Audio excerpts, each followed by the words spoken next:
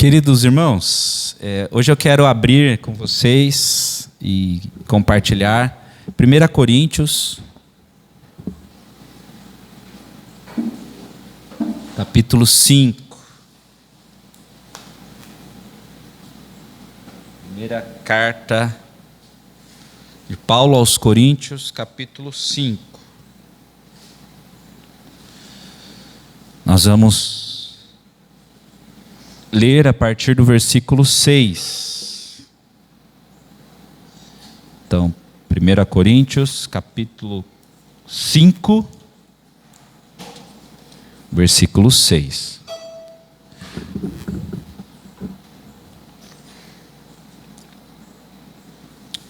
Todos acharam? Amém? Então, diz assim a palavra de Deus a partir do versículo 6. Não é nada bom se orgulharem disso. Não percebem que esse pecado é como um pouco de fermento que leveda toda a massa? Livrem-se do fermento velho, para que sejam massa nova, sem fermento, o que de fato são. Cristo, nosso Cordeiro Pascal, foi sacrificado. Por isso, celebremos a festa, não com o pão velho, fermentado com maldade e perversidade, mas com o novo pão da sinceridade e da verdade, sem nenhum fermento.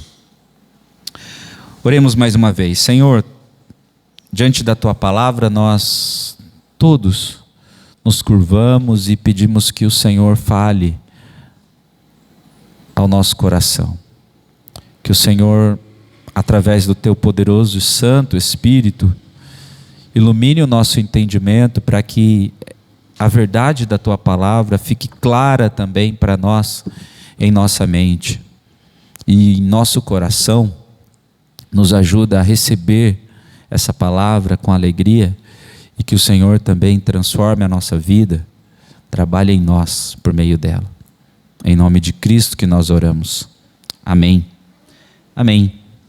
Por ocasião da Páscoa, que é hoje, domingo de Páscoa, então fiz uma pausa na nossa exposição em Efésios para falar sobre a Páscoa cristã. A Páscoa cristã. Qual é a grande ideia desse sermão? A Páscoa cristã é uma celebração contínua da nova vida que temos em Cristo. Os irmãos sabem que a primeira Páscoa, ela foi instituída lá em Êxodo capítulo 12, no contexto em que Deus estava tirando o povo do Egito. Porque por várias vezes o faraó disse que o povo poderia sair por conta das pragas que Deus enviou, mas depois voltou atrás. Então o povo ia sair, mas não saía, ia sair, mas não saía. E Deus, provando através daqueles sinais poderosos, as pragas que Ele enviou a todo o Egito, o poder sobrenatural dele, o poder sobrenatural de Deus sobre todos os deuses que os egípcios adoravam. Cada praga é um confronto a uma divindade egípcia, mostrando que o Senhor, o Deus de Israel, o Yahvé, é soberano. E é nesse contexto de libertação, na ocasião da última praga, que é a praga da morte dos primogênitos, a 10ª praga, que é celebrada ou instituída a primeira Páscoa. Então Deus diz, o anjo da morte vai passar pelo Egito. E os primogênitos serão mortos. Mas para o povo de Deus, Ele diz, vocês devem matar um cordeiro sem mancha, sem mácula, perfeito.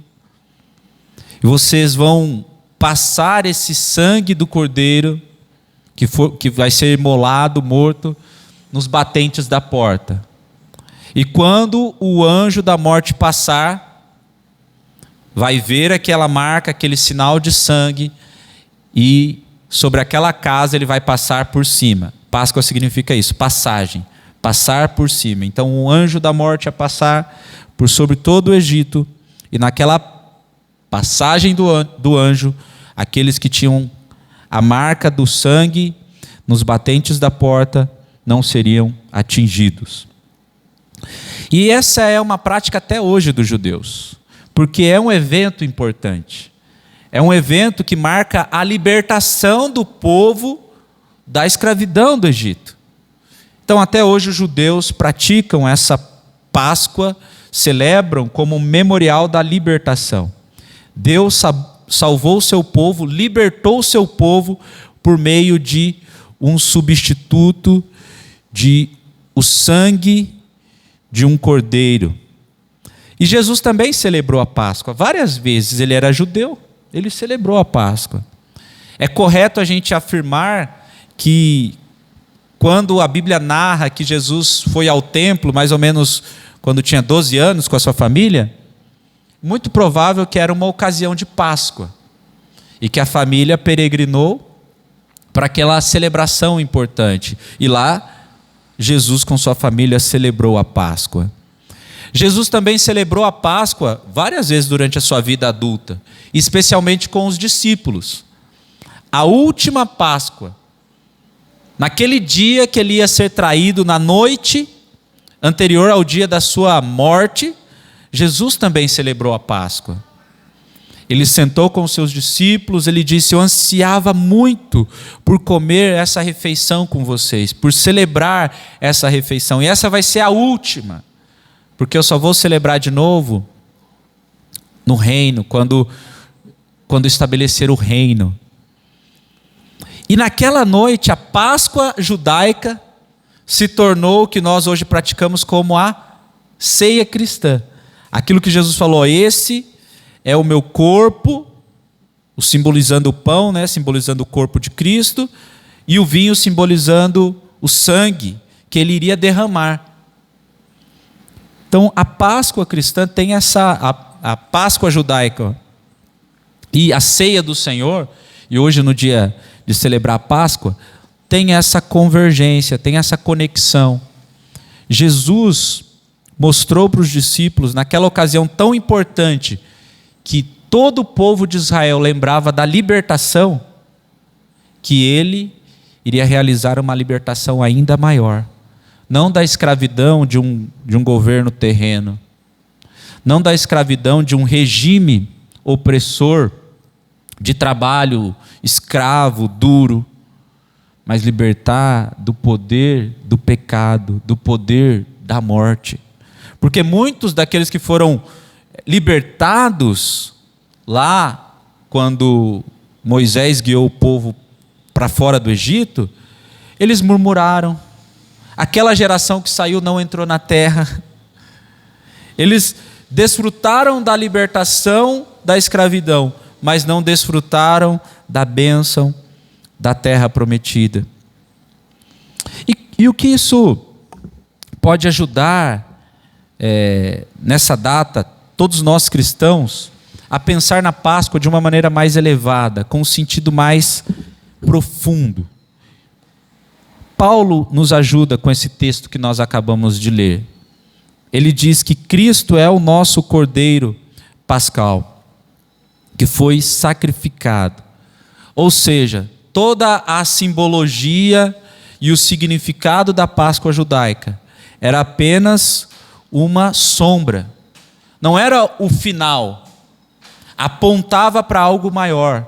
Cristo é essa realidade. A Páscoa judaica, o cordeiro lá que foi escolhido para ser morto e compartilhado com uma família, apontava para algo maior, que é Jesus.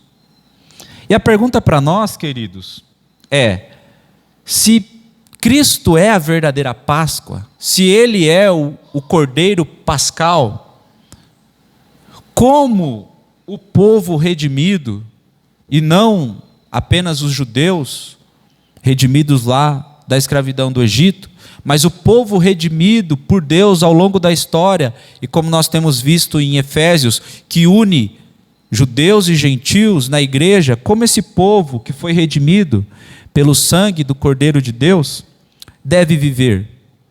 Como deve viver? Pensando nesse sacrifício de Jesus. E é o que Paulo responde.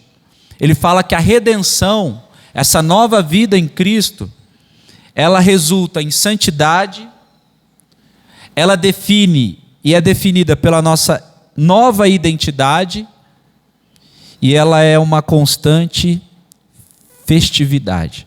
Esses 3 pontos que eu quero compartilhar com vocês hoje, pensando sobre a Páscoa cristã. O primeiro, a redenção, a nova vida em Cristo, resulta em santidade. É o que Paulo diz no versículos 6 e 7, quando ele diz assim: não é nada bom se orgulharem disso. Não percebem que esse pecado é como um pouco de fermento que leveda toda a massa? Livrem-se do fermento velho, para que sejam massa nova, sem fermento, o que de fato são. Ele vai continuar, mas é a parte, versículo 6 e a parte 7, parte A do versículo 7. A redenção resulta em uma santidade, que é a remoção do fermento. Paulo usa essa imagem que era tão importante na Páscoa judaica, porque eles celebravam e comiam, dentre as comidas que faziam parte dessa refeição, os pães sem fermento. E Paulo usa esse fato da celebração para apresentar uma verdade espiritual. Todo o fermento na época da Páscoa tinha que ser removido da casa. Então o judeu não tinha nenhum fermento durante esse período da Páscoa. E o fermento simbolizava corrupção, pecado, uma influência progressiva, como a gente bem sabe, um pouquinho só de fermento influencia e leveda toda a massa. Então só um pouquinho já é suficiente para afetar uma grande quantidade de massa. E a palavra que o Paulo usa aqui para fermento, nas Escrituras aparece várias vezes com esse sentido negativo. Ela também aparece com sentido positivo, né? Como o reino de Deus que vai crescendo, como uma mulher que joga uma medida de fermento na massa. Parece isso, mas muitas vezes ela aparece com sentido negativo, especialmente quando Jesus falava sobre os fariseus, que Jesus repetidas vezes falou: cuidado com o fermento dos fariseus. E no contexto desse embate, o que Jesus falava? Porque o fermento deles é a hipocrisia. Eles falam uma coisa, mas vivem outra. E qual é o contexto que Paulo diz isso? Irmãos, parece absurdo imaginar que uma igreja, ainda no primeiro século, nos primórdios ali da era cristã, que foi uma igreja que Paulo pregou lá, que Paulo escreveu cartas a ela, estivesse acontecendo algo tão vergonhoso. Pecado de imoralidade sexual chocante. Um jovem estava tendo relações sexuais com a esposa do seu pai. Ou ela era madrasta dele, ou no pior dos casos, mãe dele. Fato é que esse é o contexto que Paulo diz para esses irmãos: não é bom o orgulho que vocês têm. O orgulho que vocês têm não é bom. Isso demonstra um padrão barato da graça de Deus. Porque a igreja de Corinto, os irmãos lembram, qual que é a marca da igreja de Corinto, tão debatida pelo apóstolo Paulo? É uma igreja cheia de dons, cheia de pessoas com dons especiais. Só que é uma igreja que falta unidade, é uma igreja que falta amor, é uma igreja que falta pureza. Então, quando você percebe alguns movimentos de igreja assim: nós queremos ter dons, ter poder de Deus, os mistérios de Deus. É legal. Mas nós temos um exemplo claro na Bíblia que dons espirituais não significam santidade, pureza, aprovação divina. Não significa. Então aquela comunidade diminuía o peso do pecado. Então eles já achavam normal isso. Todo mundo falou, não, a graça barata, sabe a graça barata? A pessoa pratica o pecado, continua no pecado, todo mundo fala, não, mas Deus te ama, Deus perdoa o seu pecado, mas a pessoa nem se arrepende. Uma moral frouxa daqueles crentes. E Paulo vai nesse contexto de pecado, de falta de santidade, falta de disciplina na igreja, lembrar da festa da Páscoa. Alguns comentaristas dizem que talvez a ocasião que Paulo escreve essa carta, que essa carta chega aos Coríntios, talvez fosse a época da Páscoa, por isso que tem talvez essa alusão aqui que ele fala do Cordeiro Pascal. Mas a realidade daquela igreja é que ela estava esvaziando, por meio da sua prática, aquilo que Cristo fez na cruz. Tratando o sacrifício de Cristo, a nova vida que aqueles que creem em Cristo recebem como algo banal. E Paulo então aplica essa exortação.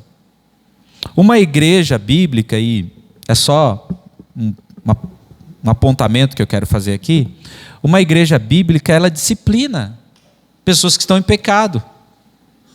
Todos nós pecamos, irmãos, todos nós pecamos.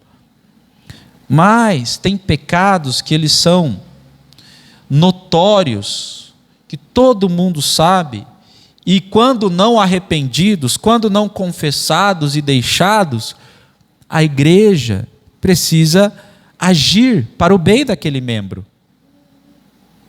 Então uma igreja saudável, ela faz isso. E olha como Paulo diz no versículo 4 e 5 que aplicar uma correção é para o bem. Do mesmo capítulo que nós estamos lendo, capítulo 5, olha comigo o versículo, a partir do 3, mas é o 4 e o 5 que ele explica. Embora eu não esteja com vocês em pessoa, estou presente em espírito. E como se estivesse aí, já condenei esse homem em nome do Senhor Jesus. Convoquem uma reunião. Estarei com vocês em meu espírito.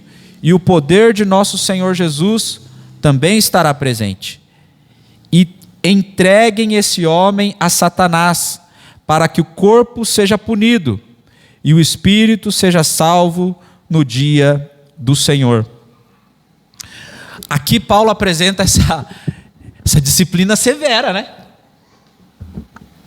Porque Paulo fala assim, olha, essa situação não tem, imagina, não tem uma explicação razoável.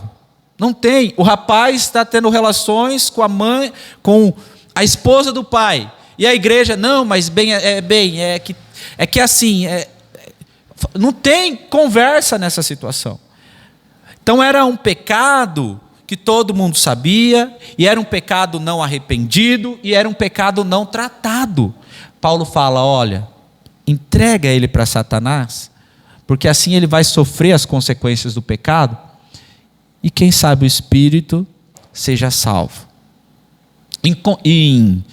Correlacionando com outros textos de disciplina, esse aqui é o mais duro do apóstolo Paulo, que ele fala, ó, entrega para o diabo. Mas ele não entrega como se fosse algo perdido.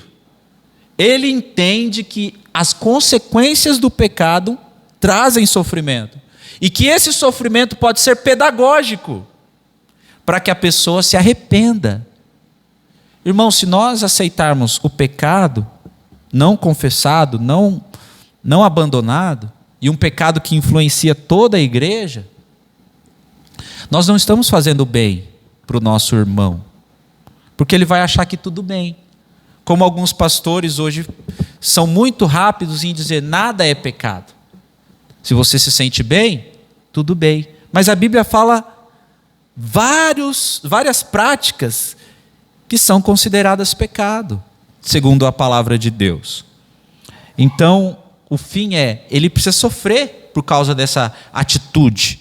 Quem sabe esse sofrimento se torne um pedagogo para ele e o espírito dele se salve, ele se arrependa, se converta. E o pessoal estava achando tudo bem, como a gente viu no versículo 6. Paulo fala, não é bom se orgulharem disso. Por que Paulo fala isso? Justamente pelo que eu acabei de dizer. A igreja estava achando normal e estava usando da graça que é abundante para se afundar no pecado, para aceitar o pecado. E nós somos uma igreja cheia de graça. Já viu igrejas que pregam assim, né? Pastores, não, eu prego a graça, eu prego o evangelho. Graça barata não é graça. Graça que não transforma não é graça. Graça que não santifica não é graça. Então, o pecado deles era um pecado de orgulho pelo pecado que estava sendo praticado. Não arrependimento, como eu falei. E quando isso acontece na igreja, isso faz muito mal. Por quê? Vai se estabelecendo um padrão de moralidade muito abaixo da vida que Deus nos chamou para viver em Cristo. Então a igreja começa a empurrar tudo debaixo do tapete. Tratar como se, não, tudo bem. Segue o jogo. Não podemos viver assim. Com isso, eu tenho que lembrar aos irmãos que não existe igreja perfeita, né? Não existe. Mas existem igrejas que estão buscando mais pureza do que outras. Tem um teólogo chamado Wayne Grudem, que ele fala sobre igrejas e ele define que existem igrejas mais puras e menos puras. E como a gente pode verificar uma igreja mais pura e menos pura? Ele fala sobre a exposição das escrituras. Então uma igreja que está buscando mais pureza é uma igreja que expõe as escrituras, em que os membros conhecem a palavra, que a palavra é pregada, as ordenanças são administradas, que é batismo e ceia. A liderança é uma liderança bíblica, não é uma liderança segundo os padrões humanos, mas é uma liderança segundo a palavra de Deus. E por fim ele fala que é uma igreja que executa a disciplina. Então a disciplina faz parte de uma igreja bíblica. Porque senão o pecado se espalha como um pouquinho de fermento que se espalha. Você, querido irmão, e eu, cada um aqui que está sentado nesses bancos aqui, é o modelo para as pessoas que vão se achegar aqui um dia nessa igreja, de homem bíblico, de mulher bíblica, de pai, de família cristã. Você e eu temos essa responsabilidade de exemplificar o evangelho, tanto para as pessoas que vão chegar aqui, quanto para aquelas que estão fora e que têm contato conosco. Então precisamos lembrar disso. A segunda verdade sobre... Eita, pulei, peraí. Sobre a Páscoa cristã, é que a redenção, a nova vida em Cristo, define a nossa identidade. Olha o que Paulo faz. Ele faz a exortação, falando que não é bom a forma que eles estão vivendo, que eles devem jogar fora o fermento do pecado. E aí no versículo 7, a parte B, que é a continuação de onde paramos, ele vai dizer assim, ó, livrem-se do fermento velho, para que sejam massa nova, sem fermento, o que de fato são. Essa é a lógica que nós vamos encontrar várias vezes. Toda a exortação à santidade, ela não é uma exortação moralista. faça isso porque você tem que fazer, e se você fizer isso, você vai ser aceito por Deus. Não. Ela é uma exortação que parte do ponto que você é filho de Deus. Como Paulo, para que vocês sejam massa sem fermento, massa nova, o que de fato vocês já são. Vocês já são esse povo que foi redimido. Vocês têm que viver conforme essa identidade que vocês receberam em Cristo Jesus. E ele aponta, porque Cristo, aí tem o verso central da nossa mensagem, Cristo é o nosso Cordeiro Pascal, que foi sacrificado.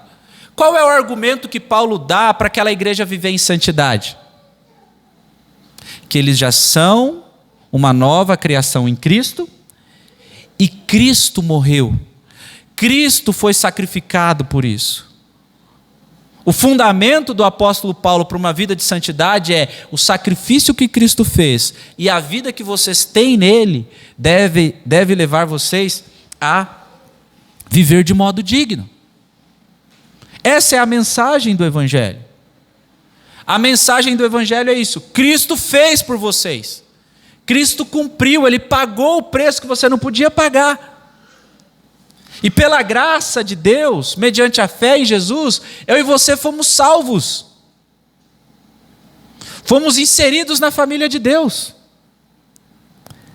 E aí, devemos viver como filhos de Deus. Nós não percebemos muito o que é uma cultura, tanto uma cultura nacional, uma cultura regional, como uma cultura familiar, porque quando a gente está envolvido numa cultura, a gente não percebe a nossa cultura. Muito comum isso. Você é brasileiro, eu sou brasileiro, e você não percebe as coisas que nós fazemos, que é muito estranho, ou muito distinto, ou muito marcante para outras pessoas que não são do nosso país. O brasileiro tem um jeitão de ser, não é? É uma cultura de um povo. Se você mora na capital, tem um jeitão de ser de quem mora na capital. De quem mora no interior é um outro jeitão. E cada família também tem um jeitão, não tem? Pode perceber que cada família funciona de um jeito. É uma cultura. Então, se é uma família de médicos, normalmente o pessoal gosta de falar sobre assuntos de medicina, e os filhos acabam se tornando médicos também. Não é assim? Se é de empreendedores, normalmente vai por esse lado. Meu pai era padeiro, eu virei padeiro. Meu pai era... Via de regra acontece isso. Você vive conforme a identidade da sua família, aquele grupo que você pertence. É justamente isso que Paulo está argumentando, que é a argumentação do Novo Testamento inteiro. Crentes, vocês são filhos de Deus, vivam como filhos de Deus. Vivam não com o fermento do pecado, da impureza, da maldade, mas como massa nova, sem fermento. A nossa identidade, ela é definida por aquilo que Cristo fez. Então, a verdadeira Páscoa cristã, que é a nova vida que nós temos em Cristo, ela é uma celebração contínua dessa nova vida que nós recebemos. E essa vida deve ser representada pela filiação que nós recebemos de Deus. E com base nisso, Paulo vai dar uma ordem, ele faz a exortação que nós vimos, para lançar fora o fermento velho e viver de uma nova forma. E o último ponto que eu quero compartilhar com os irmãos,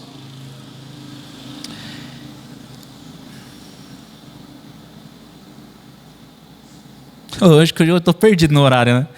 Porque está cedo, né? Estou achando que, olha, 5:11 eu já estou no terceiro ponto. Ai. Versículo 8. A redenção é constante festividade. Então, primeiro ponto.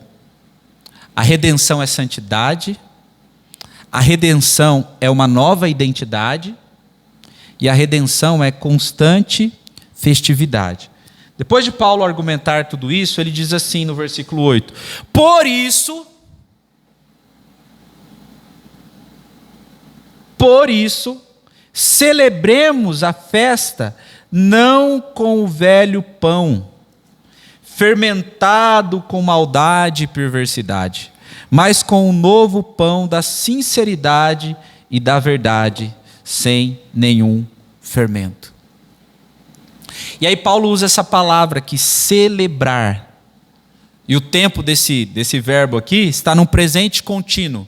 Não era para fazer agora e parar. Celebremos, continuamente celebremos essa nova Páscoa que a gente tem, essa vida que a gente tem, essa festa da salvação em Jesus Cristo. Isso muda tudo. Por quê? Para o judeu, lembrar da libertação era algo feito naquela festa especial, a festa da Páscoa. Como no calendário judaico tem várias outras festas que lembram dos atos redentores de Deus.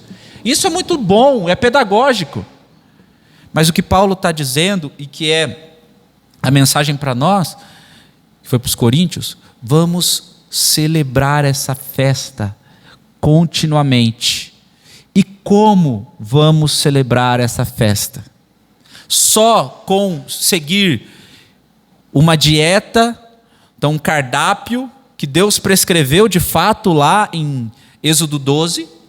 Então se eu pegar o pão sem fermento, se eu pegar ervas amargas, se eu fizer um cordeiro, é o que o judeu faz até hoje. Nesse dia, nessa época especial, eu estou lembrando da libertação. Paulo diz não. Lembrar, celebrar a festa da redenção é um estilo de vida. Não é um momento. É uma forma de você viver todos os dias. Eu e você vivermos todos os dias. Tem uma frase que eu gosto muito, que eu ouvi essa frase de um teólogo, que ele diz assim: evento espiritual gera espiritualidade eventual. Pessoas crentes que precisam de eventos para ter a sua fé firmada, a sua espiritualidade empoderada, sempre terão uma espiritualidade eventual, que depende do evento. Eu preciso fazer tal coisa, aí sim. Não, querido. Deus já fez tudo. Cristo já cumpriu. Não precisa ficar inventando um monte de parafernália na igreja para as pessoas se tornarem mais espirituais. Eu gosto muito daquela música infantil, que é a base para todo o crescimento espiritual, de criança, adolescente, adulto a velho. Ela não é difícil. Leia a Bíblia, faça a oração. Se quiser crescer, se quiser crescer, se quiser crescer. Você quer crescer? Busca Deus na palavra e busca Deus através da oração. Isso que faz um crente crescer. O culto é muito importante, eu não estou excluindo o culto aqui. É um momento muito importante, solene da nossa fé. Mas não adianta nada só vir ao culto. O culto é uma reunião de 2 horas no máximo, 1h45. E se sua fé for baseada só nessas 2 horas na igreja, é uma espiritualidade eventual. A nossa espiritualidade, a nossa fé, aquilo que Jesus fez por nós, não foi para que a gente experimentasse ou vivesse isso um dia da semana, mas para que a gente vivesse todos os dias. Todos os dias. A vida cristã é uma Páscoa contínua. A vida cristã é uma Páscoa contínua. Todo dia eu e você precisamos lembrar que Jesus morreu por mim. Ele é o Cordeiro perfeito, o Cordeiro de Deus. Eu não merecia. O sangue dele me purifica de todo pecado. E por conta disso eu devo adorar, celebrar a Deus. É uma celebração contínua. A Páscoa cristã é uma constante festividade. E como essa festividade acontece? Como essa festividade acontece? Alguns podem pensar, tem que ter um culto de louvorzão, né? Que aí canta bastante, então todo dia tem que ter um cultão. Tem que ter um culto daqueles cultos que o pessoal coloca, culto de cura, de unção, de poder, né? Quinta-feira do poder de Deus. Aí sim, a vida cristã vai ser celebrada. Cultos extraordinários. Eu acho tão interessante essa palavra. Ele é um pouco gasto. Tem algumas pessoas que colocam assim no culto. Não são vocês, tá? Senão vocês vão pensar, eu sei que vocês não fazem isso. Mas alguns crentes aí que eu tenho contato do Instagram deles. Aí eu vejo assim, culto extraordinário. Todo culto é extraordinário. Eu falei, caramba, rapaz, deve ser muito boa essa igreja, né? Porque assim, tudo é extraordinário, deixa de ser extraordinário, passa a ser ordinário, não é? Então aquele culto que a dopamina é liberada de uma forma assim, lá, mexe com as emoções. Irmãos, tudo isso funciona. A gente não faz aqui, não é porque a gente é burro não, tá? A gente não usa esses mecanismos aqui na igreja, não é porque a gente é bobão, que a gente não sabe. Porque a gente sabe, se colocar uma luzinha tal, se colocar uma musiquinha assim, se eu falar algumas palavrinhas que geram gatilhos, é fácil de manipular as pessoas.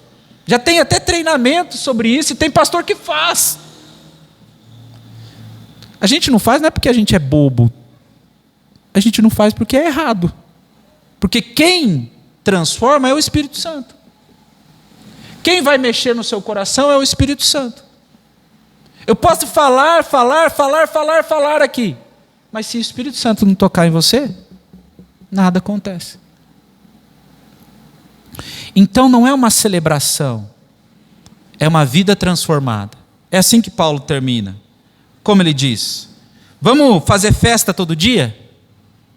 Ele diz, não com o pão velho, fermentado com a maldade e perversidade, mas com o novo pão da sinceridade e da verdade, sem nenhum fermento. Eu quero finalizar com isso. Como que você celebra a Páscoa cristã? Como eu celebro a Páscoa cristã? Com uma vida de sinceridade e de verdade. Sem o pão fermentado da maldade. Essas duas palavrinhas para a gente caminhar para a conclusão. Paulo vai falar sobre sinceridade. É a junção de duas palavras gregas que significa colocar contra o calor ou a luz do sol e provar. Lembra que em alguma das pregações eu falei sobre isso? Algo sincero era algo que podia ser visto,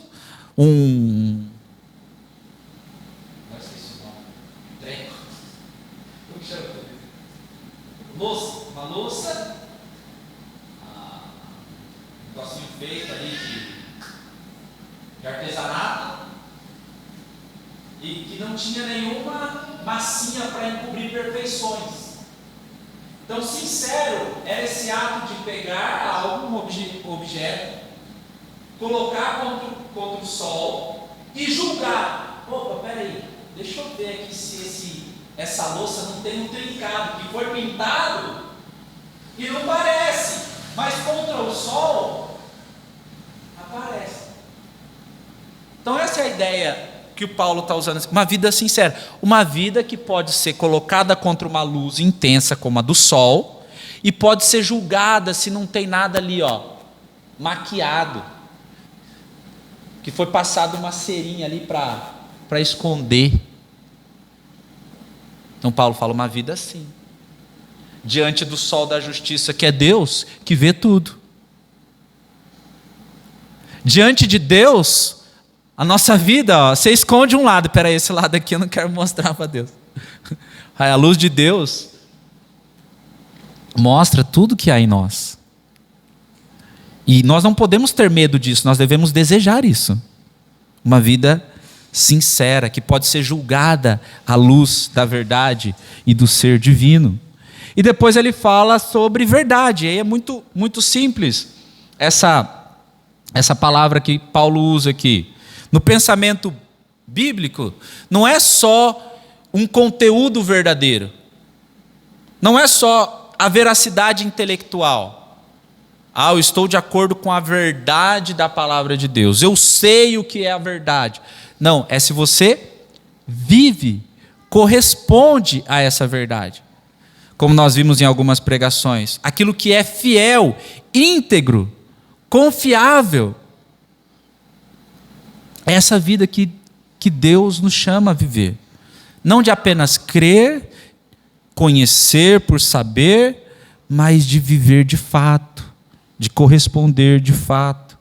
Paulo está dizendo, então, pureza, sinceridade e verdade. Diante de Deus, Deus tudo vê, e diante dos homens que podem ver que a nossa fé realmente é coerente com a nossa vida, com a nossa prática. Essa é a festa que você e eu devemos celebrar. Essa é a Páscoa, e ela não é só celebrada hoje. Como Paulo diz, celebremos. Jesus morreu por nós. Mas não só lembrar hoje. Algumas aplicações para nós, queridos. Essa palavra de Paulo aqui aos irmãos em Corinto, ela confronta uma religiosidade superficial, uma religiosidade eventual, que está muito em moda hoje, na verdade, né? E nos chama a viver uma espiritualidade real, uma espiritualidade que transforma a gente de dentro para fora. Também nos desafia a não ter tolerância com o pecado. Eu quero que você pense nisso. Que tipo de pecado você tem tolerado na sua vida? Eu sei qual pecado eu tenho tolerado na minha vida, que eu preciso abandonar. Ontem mesmo, esses dias aí, a Esther estava falando meus pecados aí para algumas pessoas. Mas eu preciso abandonar. Tem um pecado que eu tenho cometido com certa frequência, que ela colocou que é o nome de procrastinação, que é um nome bonito para preguiça, enrolação e ficar deixando as coisas para lá. Porque às vezes eu tenho que fazer uma coisa e aí está lá. Eu tenho uma lista das coisas que eu tenho que fazer. Urgente, não urgente, mas está lá. Os urgentes sempre tomam a frente dos mais importantes, né? Então, eu tenho que abandonar esse pecado. E outros. Mas eu quero que você pense. Estou falando um leve aqui, né? Fazer exposição pública. Qual pecado a gente tolera? Porque tem pecadinho, né? Tem pecado que a gente fala que é pecadinho. Não, esse aqui pode. Falar mal assim aquela pessoa merece também, né? Eu falei mal dela, mas ela merece. Então aí tudo bem. Não, é errado. É pecado também. Não é? A forma como a gente lida com o nosso dinheiro. Se a gente não saber colocar o nosso dinheiro no lugar certo. Cuidar bem, né? O dinheiro é um assunto tão complicado porque ele não começa só no dinheiro, ele já começa lá atrás. No trabalhar. No administrar. No guardar. No investir. Então é complicadíssimo. Nossa pureza de olhos, de pensamentos, de boca, de língua. E aí, qual é o pecado que nós às vezes toleramos? Paulo diz que não, a nossa vida deve ser uma festa da Páscoa sem o fermento do pecado. O verdadeiro crente, ele nunca está confortável, querido.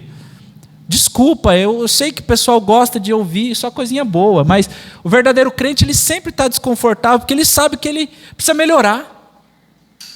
Ele melhorou um pouco, ele está crescendo na graça, mas ele precisa melhorar. Você precisa melhorar em algum aspecto? Eu preciso. Eu preciso matar essa minha lista de tarefas lá, porque está feio para mim já, e outras coisas. Mas quando nós começamos a achar normal, tolerar o pecado, entramos no mesmo erro da igreja em Corinto. Orgulho. Orgulho por algo que nós deveríamos ter vergonha. Eu não sei qual é o seu pecado, mas aqui nós somos chamados a lançar fora o fermento do pecado e a viver uma vida coerente com a nossa fé. A pergunta não é se você celebra a Páscoa. Não sei se você vai ter cordeiro hoje lá na sua casa ou teve ontem, né? É gostoso cordeiro? Não sei. A pergunta não é se você celebra. É como sua vida celebra a Páscoa. Não uma data, mas um fato, uma realidade do que Cristo fez na sua vida. A primeira Páscoa que nós vimos lá, estabelecida em Êxodo 12, ela livrou o povo da escravidão do Egito. A Páscoa em Jesus, a libertação em Jesus, libertou a gente do pecado. Libertou a gente da morte. Então quero que você pense isso. Saia essa manhã aqui, nessa manhã de Páscoa, pensando: a minha vida é uma celebração da redenção, da Páscoa em Jesus, da libertação que Jesus fez por mim naquela cruz. O sangue derramado de Jesus na cruz não foi em vão? Ou você continua vivendo do mesmo jeito, com as mesmas práticas? Cristo morreu por nós, para que a gente viva uma vida nova, todos os dias. Eu concluo: celebremos sim a Páscoa, como uma data, é importante. Já falei aqui da importância do calendário litúrgico, mas não apenas com palavras, como às vezes a gente faz no Natal. Feliz Natal! Hoje eu recebi uns Feliz Páscoa no meu celular também. Feliz Páscoa! Não apenas no domingo de Páscoa, mas com a vida, querido. Uma vida marcada por santidade, uma vida marcada pela identidade de filho de Deus, de uma nova pessoa diferente do que era antes. Porque Jesus, como disse Paulo, é o nosso Cordeiro Pascal. Ele é a nossa Páscoa. Nós devemos celebrar Ele com a nossa vida. Amém? Quero orar com você. Eterno Deus, muito obrigado. Obrigado por esse dia que nós lembramos do ato salvador que mudou a história do mundo e mudou a nossa história. O dia que Jesus morreu na cruz, pagou o preço, mas ressuscitou ao terceiro dia. Isso é a prova que nós podemos ter uma vida nova, porque o Senhor venceu o pecado, o Senhor venceu a morte, e é o Senhor quem nos dá forças para vencer o pecado, é o Senhor quem nos dá uma nova vida, e que todos os dias possamos celebrar essa redenção, essa libertação em Jesus Cristo. Ajuda-nos, ó Deus, a sermos filhos que correspondem de modo coerente a tudo aquilo que o Senhor já fez por nós. Tem misericórdia de nós, ó Deus, porque somos falhos e pecadores e precisamos abandonar o pecado, precisamos vencer hábitos, comportamentos, pecados, ó Pai, que não correspondem à vida que o Senhor tem para nós.